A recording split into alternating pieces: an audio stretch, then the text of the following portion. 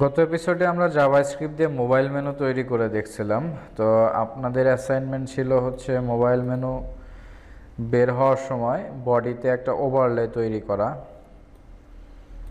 তো যদিও আমরা এই বডিতে ওভারলে তৈরি করার জন্য যা যা দরকার সব কিছুই অলরেডি শিখে ফেলছি। জাস্ট আমাদের ক্লাস লিস্ট এবং ডকুমেন্ট ডট গেট এলিমেন্ট বা আইডি এই বিষয়গুলো দিয়েই কিন্তু আমরা এই জিনিসটা করতে পারবো। তো আমরা এই এপিসোডে এই জিনিসটা করে দেখাচ্ছি, কারণ অনেকেই হয়তো প্রবলেমে পড়তে পারেন অনেক সময়। তো ফার্স্ট অফ অল ওভারলেটা আপনাকে প্রথমে আগে সিএসএস দিয়ে ডিজাইন করে নিতে হবে। তো এরপরে জাভাস্ক্রিপ্ট দিয়ে ওইটাকে জাস্ট অন এবং অফ করে দিতে হবে, একদম এক্স্যাক্ট মোবাইল মেনুটার মতো।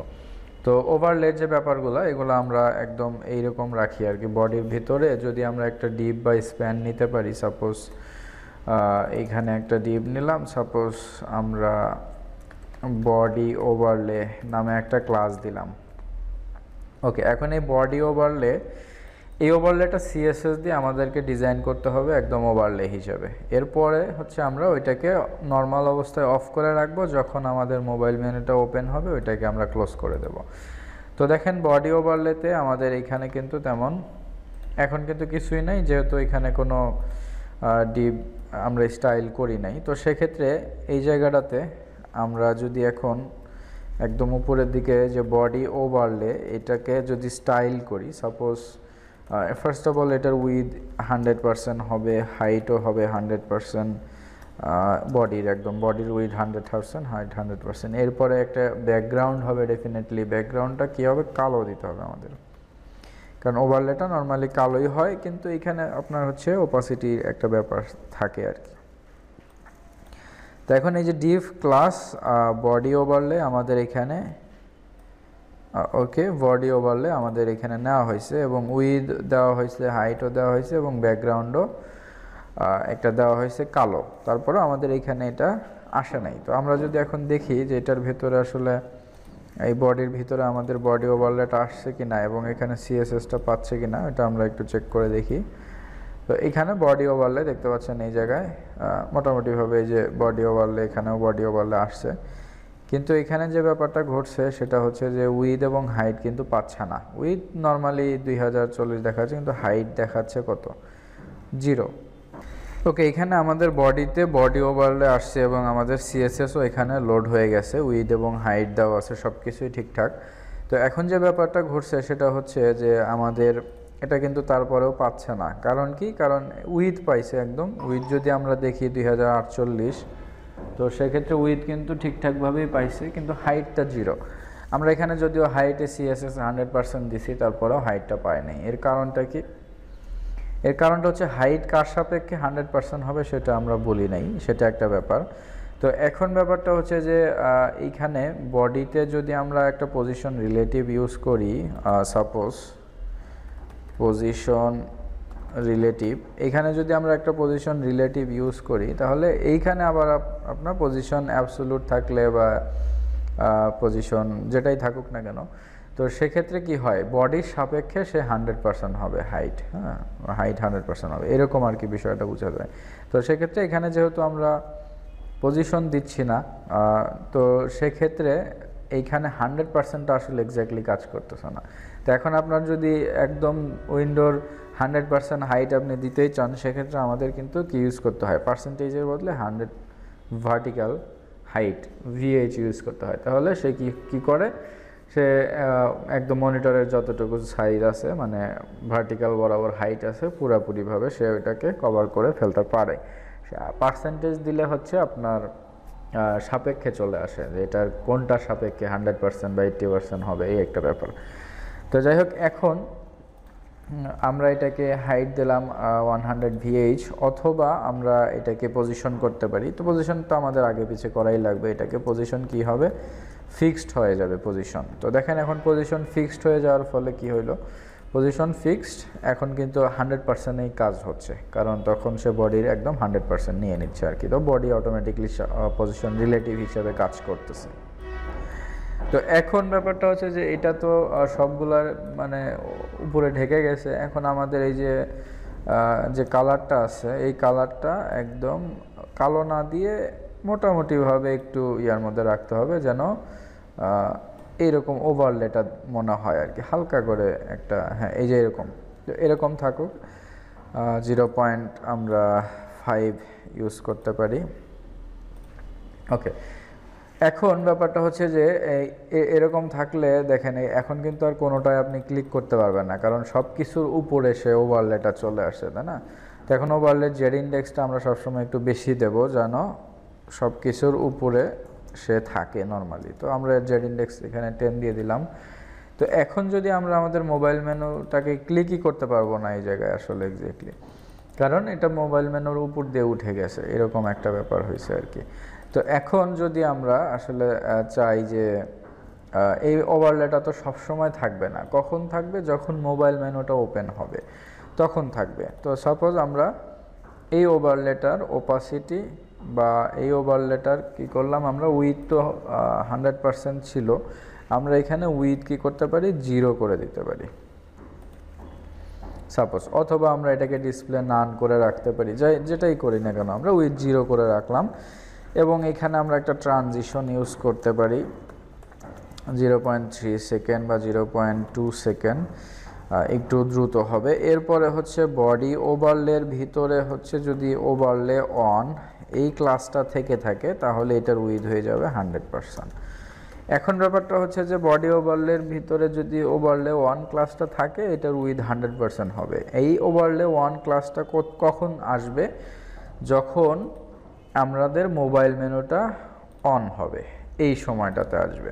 তো মোবাইল মেনুটা যখন অন হবে তখন আমাদের এই বডি ওভারলেতে ওভারলে ওয়ান ক্লাসটা বসায় দিতে হবে জাভাস্ক্রিপ্টের মাধ্যমে। সেটা কিভাবে দেখেন, মোবাইল বাটনে ক্লিক করা হলে মোবাইল মেনু ওপেন হয়েছে, তো মোবাইল মেনু ওপেন হয়েছে ঠিক এই জায়গাটাতেই আমরা কি করব,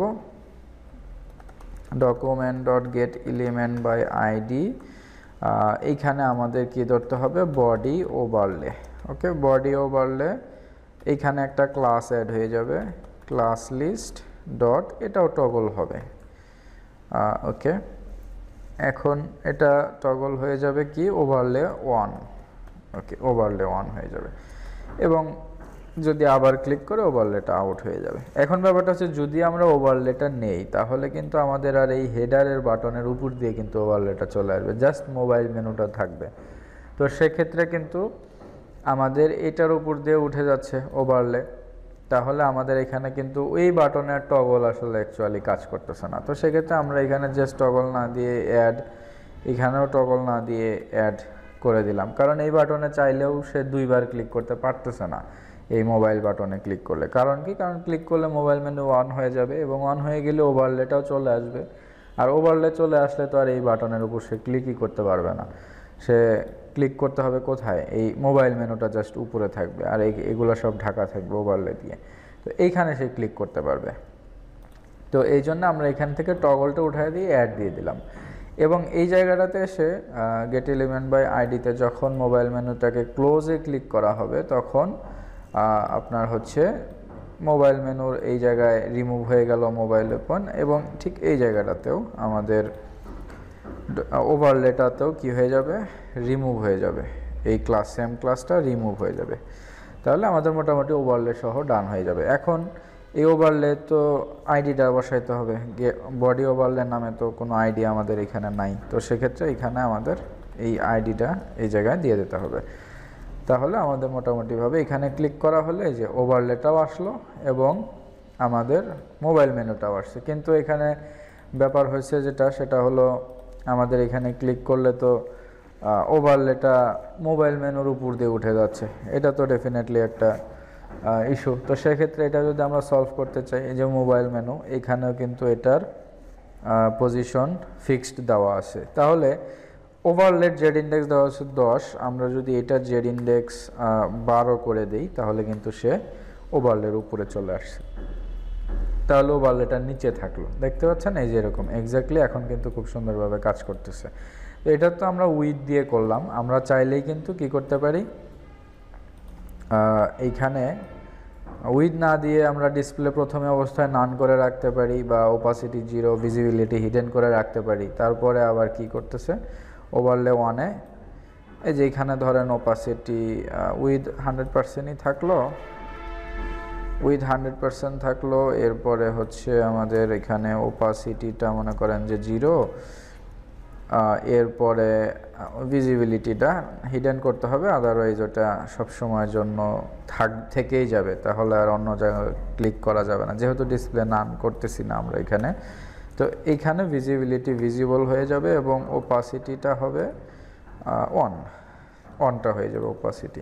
তাহলে আমাদের ওই এক্স্যাক্ট উইথের যে অ্যানিমেশন সেটা হচ্ছে না, সেটা না হয়ে আমাদের জাস্ট ফেড ইনের মতো একটা অ্যানিমেশন হবে ইয়াতে।